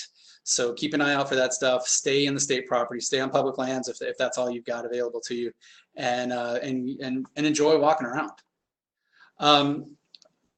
You know, I'm assembling a bunch of information to try to figure out what makes a good spot. And the more information I have, the more things that I'm looking for, you know, I start ticking my boxes, right? It's like a puzzle piece that I'm putting together, and it's like, okay, it's got water, that's good. Okay, it's got topography, that's good. Okay, it's got a mix of ag and forest, that's awesome. And then that's what I really look for to try to hone in on finding a spot. The more of those features that I'm looking for, as they add up, that's what adds up to a turkey spot for me online. Please keep in mind that online scouting does not replace actually getting out there. This is just a way for me, as somebody new to the state that doesn't know boo about what's around, this is a way for me to narrow it down. Like I don't have to search every WMA or every state forest, right? Like I've found a spot that looks birdie to me, because it has all those features, because it has what I'm looking for, and I can then use that to inform me on where I'm going to go and actually walk around. Practice on areas you know. This is a picture of a local National Wildlife Refuge. You know, I was out there walking around, and I saw this weir dam, and I was just curious what it looked like in the imagery. So I looked it up later, and yeah, you can see it in the satellite imagery, and that's what it looks like. So use areas that you know and that you're familiar with to hone those skills so that you can tell what you're looking for, and then start looking at a new spot so that you can build that interpretation. So like use what you know, get used to it, looking at it in the satellite imagery, and then start looking at new places and looking for places to go, because then you're going to have a much better clue about what the imagery actually looks like. There are a lot of additional resources that we have available to you. These are just the Google searches that you can do. MNDNR office locator, that'll bring up the offices that are around the state, and you can find somebody to help you narrow down a spot, or at least give you some information about what's there. We have a where to hunt section on hunting land locations in our Learn to Hunt materials. So just do a search for MNDNR where to hunt, and it gives you a list of all the state lands, federal lands. It gives you a list of all the maps that the DNR has. It's got it all right there, concise for you. And then we also have geo PDFs. If you don't have a GPS unit, if you don't have fancy mapping software that you're paying for, a lot of areas in the state have geo PDFs, which even if you don't have cell signal, will have a map of that area, of some areas. It's not statewide, it's not everywhere, but we're working on it. But you can download that map, and you can use that geo PDF to tell you exactly where you're at in that map. I'm gonna skip questions for now because we're dangerously close to running out of time. So please hold questions. I'm gonna run through some stuff about turkey habitat on the ground, what you're looking for, so that you guys can get some information about scouting. So I've picked a spot. I've seen what it looks like online. It's ticked all my boxes, right? Like I put my puzzle piece together and it looks really good. So then I drive out there and I go for a walk, right? And this is the best part, because it's like it's new land. Like I've never been there before, so I get to geek out about, oh, there's oaks over there, and oh, there's maples over there. You know, it's just fun. So I'm looking for roosting sites. I'm looking for foraging sites. I'm looking for water. I'm looking for dusting sites. And dusting is a behavior that birds do. Turkeys will do it. They use it as a way to control body parasites, and they'll take dust baths. So they'll find a sandy patch or a really dry soily patch, and they'll just kind of like flutter around in it, and they'll stir up a bunch of dust and coat their feathers in it. And it's kind of a cleaning mechanism, but it's a pretty distinctive feature on the landscape when you can find them. So roosting habitat, what does that look like on the ground? Typically, these are trees, larger trees, older trees with sturdy horizontal branches. The birds are going to be up there. You get 5 or 6 birds that are anywhere from 10 to 30 pounds, and it's a decent amount of weight. So they're going to want some bigger branches. Really good trees to look for are oaks and white pines. Like I said, those white pines have those nice old white pines have big, sturdy horizontal branches. If you don't know what a white pine looks like, they've got some pretty distinctive features. They've got those long, narrow pine cones. They have clusters of needles in 5, because how many letters are in white? 1, 2, W-H-I-T-E, 5 needles in a cluster for white pines. And yeah, they're great roosting habitat. Take a look at the bottom of the tree. If it's a truly dedicated roost tree, there's going to be a lot of poop at the bottom of it, and I'll get to the poop in a second. But another great way to do it is you can go walking towards dusk and listen to them. This time of year, they're going to be flying up into trees. They're going to be gobbling. They're going to be talking to each other. So keep an ear out, and then you can know that they're roosting in that area. Foraging areas, you know, I really like agriculture fields because they're really good for strutting and for feeding. They're good for display purposes. A strut is when the tom is in that really puffed up posture with the fan fanned out behind them, and that's what they're using to kind of advertise themselves and get out into the mingle and single scene, so to try to find a mate. Turkeys will spend all winter pulling waste grain out of a field. So a harvested cornfield is a great place to set up if it's on public land or any land, if you have access to it. So you know, you want those fields that are near roosting areas, and you set up in between them. If you know where they're sleeping and you know where they're going to be feeding, you set up in between them, and that gives you the best chance to get them to come your way. In the woods, if there's no agriculture around, I really like to look for oaks and hickories because it gives them a source of food as well as a place to sleep. So turkey sign, once you're out there, once you're looking around, look for tracks. You know, here in Minnesota, we are blessed with the advantage of having snow frequently in April. It's a great time to go look for tracks. Turkey tracks are pretty distinctive. Nothing else in the woods really looks like them. You know, crane tracks a little bit, but you know, they're not going to be in the deep woods. So just go out and look for them. If there's no snow nearby, you know, look in mud, look in soft dirt. They're going to be pretty big tracks, and they're going to tell you the direction that they're going. So they point. You know, that middle toe is pointed the direction that the bird is going, and you can find out where they're going. Follow them. Just follow them. Follow them through the snow. Follow them in the mud. See where they're going, see if it doesn't give you an indication of where they're going to be. The other turkey sign is scratches. Turkey scratches are really nice. That shows where they're disturbing leaf litter to get at what's underneath them, either oaks or sometimes new shoots or sometimes bugs. Turkey scratches are pretty different from deer scrapes because turkey scratches are going to be light and fluffy. Turkeys don't have the mass of deer, so the deer like really pound down those leaves. With a turkey scratch, the leaves are going to be light and fluffy. They may not be totally clear. A deer scrape is going to be pretty barren for a deer to get in there. And the other thing with turkey scrapes is that they tend to be kind of in a pointed direction because turkeys are bipedal, so they'll stand on one leg and they'll scrape with the other, and then they'll switch feet and they'll scrape with the other, and that makes kind of a pointed direction to the scratch, so it comes out almost like a little bit of a pie wedge. And it may be really pointed or it may not be that pointed, but they're frequently in that sort of, I'm going to clear this way, I'm going to clear that way, and then that's how they go. Look for feathers.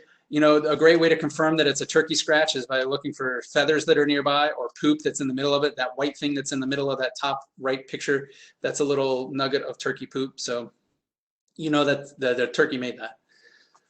You can also look for toenail marks in the dirt, like they scratch with their toenails. And so if you see 3 parallel lines that are in that dirt, then that's a turkey scratch. I'm going to skip the videos at the moment, and I just want to talk about, so yesterday was opener. I went out, I was successful in getting a bird, and I want to walk you through what my process was with that so that you can interpret that and take those tools. I identified a spot online that was nearby. I stayed really close to home this year due to the recommendations that we have right now. I really like the topography of it. There was a slope going down to a river. There were ag fields on 2 sides of it. It was public land. I went to go check it out. It was dominated by oaks. I really liked that. And I also really liked the fact that there were recent management activities where they were converting it to oak savanna. Setting up, I got out there, I scouted around, I saw a lot of tracks. I set up about 20 yards away from where 2 sets of tracks They came in perpendicular to one another, and you know, you can see my decoy in the snow on the left, and there's 2 other decoys over the right in the leaves. And I set those up in a pie shape because I'm not entirely sure which direction the birds are going to come from. So I want them in that entire. If they come from the left, they've got a decoy there, and if they come from the right, they've got decoys there, so they can see that on the approach when they're coming in, and that gives me a funnel, a zone of which that I know what the distance is for that entire zone, and I know where there's a safe shot. This is looking from the decoys. That morning, so yesterday morning, there actually was a gobbler on the roost, and he was gobbling back at me as I called. That ridge line to the right of the photo, he ran the length of that, and he actually circled around behind me, and he was coming up from the back. But he came in at 35 yards. So what happened was I got there early. I got out there before other people did. I walked farther than other people wanted to go. It was about a mile walk back there. That's not even that far, but most people don't want to go that far. I stayed committed to the bird. He passed me on his walk, and I just kept communicating with him. As long as he gobbled back at me, I was calling a little bit, and you know, I just wanted to make sure he didn't forget that I was there. I stayed committed to him. I kept talking to him, and then I adjusted. The big thing that he did, he came up directly behind me, and what I had to do was I had enough time. I could turn, and I had to use my left hand. I'm not a left-handed shooter. I had to use my left hand to shoot with to get a good shot at him, because otherwise, in order to get my right hand out, I would have had to have gone way farther out. So sometimes you've got to adjust. And he weighed in at 21 and some change. He's not a giant bird, but man, he's going to be good. And I saw a question flash by about decoys. Decoys can be good. They cannot be. They're one of the things that you're going to constantly second guess yourself about. I do. Early in the spring, I typically go with decoys. As we get later in the spring, I typically don't, but it can depend on the bird. If you're going to go with a decoy, I would go with a decoy that gives you the most flexibility, and for me, that would be a hen decoy. You know, one that has a relaxed body posture, a bird that's in a feeding position or a relaxed position. I don't like decoys that have this alert body posture, because that, you know, I don't understand that logic of having a decoy, of having a bird that's nervous. Like, I want the most relaxed, chill bird. If they made a decoy that was smoking a cigarette and reading a magazine, I would put that out there, because that's a relaxed bird. But they don't. So, but I don't want them alert. I don't want them wary. I don't want them sending body signals that, hey, something's up. So, but yeah, a hen decoy. If you were going to run with one decoy, that would be my recommendation. So questions, and we're 2 minutes over. So I really appreciate it if you're still online, and I appreciate you taking the time. I cannot believe how fast 2 hours has gone by. At one point, I saw we had 150 people online. So that's really tremendous. I really appreciate it. So yeah, if you have questions, let's get into some questions if people still have them. Can we creep up on the turkeys, or do we have to stay still? Can you creep up on turkeys? Yeah, sometimes. If you're good, if you're real good. I mean, you got to be like super good. You're in their house. You know, they've got really great hearing. They've got really great vision. I try it, and usually fail. You know, they usually, I'll be right in the middle of a step, and I just hear a perp, perp, and they're gone. So just give it a shot. Like, sometimes that's all you can do, right? Like, males will have an area that they call a strut zone, and that's a spot that they've staked out that they're just doing displays on all day long, and they're just waiting for females to come in, and they're really hard to break out of that. So sometimes all you can do is make an attempt of getting out there. Really quick, I do want to talk about calls. Next week, we're going to go into a deep dive on calling. It's going to be a lot of talk about calling all the time. Yeah, but I do want to say, if you've never turkey hunted before, if you've never called a turkey before, it's not that hard. There are calls that are out there. This is called a push button call.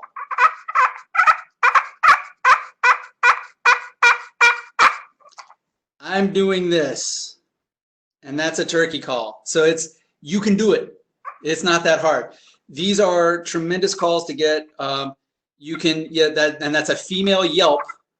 It's kind of a crappy one because it's hard to do this with being informative and accurate.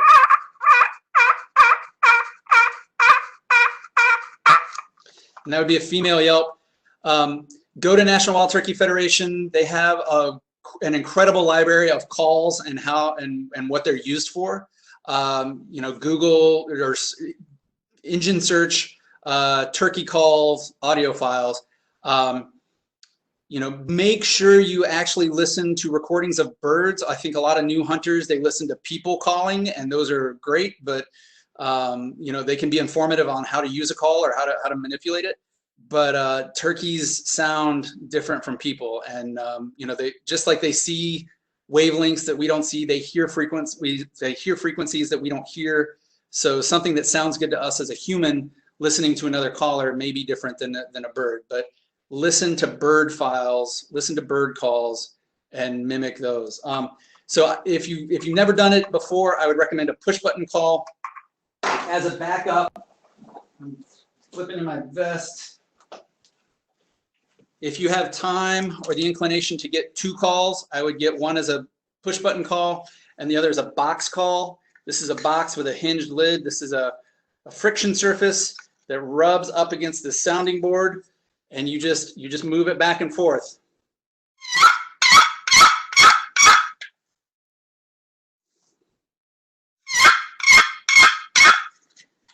And that's a yelp. And that'll call in birds. The nice thing about these is that they can be really, really loud. You'll get a lot of volume out of them. The trade-off, and we'll talk about trade-offs with calls next week in a lot of detail, is that this takes 2 hands to use, right? Like I've got to use it. So while I'm using this, I can't hold my shotgun, right? And if a bird's coming in and it's coming in quick, I've got to like put this down and pick up my shotgun. So there are trade-offs with calls, but a push button call uses 1 finger to operate typically, and a box call, and you get those 2 calls and you can cover a lot of territory. I personally don't use a prefab blind when I'm out hunting. They're fine. There's nothing against them. And sometimes it's the only way that you can actually get close to a bird. They're that wary. My personal choice is that I'm out in the woods to be out in the woods. I don't like going out in the woods to put up a tent, to be in a tent in the woods. And that's just, that's my preference. So you do what you need to do. You do you. If you want to enjoy a nice leisurely cup of coffee and sip it and have a buddy heater, that's your hunt, man. Own it and have fun with it, because there's nothing wrong with that. But my personal preference is I like to be out. I get claustrophobic in a blind. That's just my thing. So.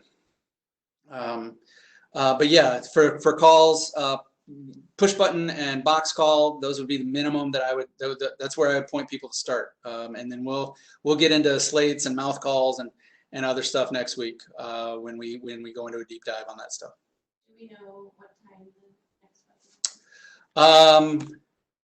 Yes, we know what time the next webinar is. It'll be next Thursday, April 23rd. So same Thursday time. It'll be 2 to 4, just like today. Turkey Thursdays. That's what we're doing. So we're going to do calls. By the end of it, you're going to have enough information to bore the dickens out of your friends and say, did you know the latex reeds on a mouth call determine how difficult it is to use? And they'll say, please don't ever FaceTime me with that information again, and you'll be fine. So it'll be good. We're also going to go over some field dressing and butchering. I've got some videos on that on the bird that I just got yesterday. So we'll get through that, and we'll go over some more gear and equipment that we didn't get to today. Really quick, I just want to remind everybody as you leave this, we do have an exit survey. Please, please, please let us know what this is like. Like I said, this is an experiment for us. I want to know whether this is effective at delivering the content that we've talked about, whether you're learning what we're trying to tell you, or whether this format even works. So please, please, please take time to fill out that survey. Hopefully it's as quick as the one that you did for registration. Thank you everybody for doing this. Thank you for taking time out on a Thursday afternoon in April. Come on. you know, and just get outside, get out there. It's awesome. It is awesome out there. The birds are coming through. There's yellow-rumped warblers. The woodcock are displaying. You're not going to be bored. If you know, you're going to see some terrific stuff. So get out there. Check our website for a lot of updates. You know, that Facebook post with the patterning of the shotgun is really, really informative. You know, we have a lot of other stuff in our Learn to Hunt section. So check out that material. And thank you very much, everybody. Thank you for hanging on for 10 extra minutes. Your questions were awesome. Y'all are awesome. Be safe, be ethical, be smart, get out in the woods, and have a good day. Thank you.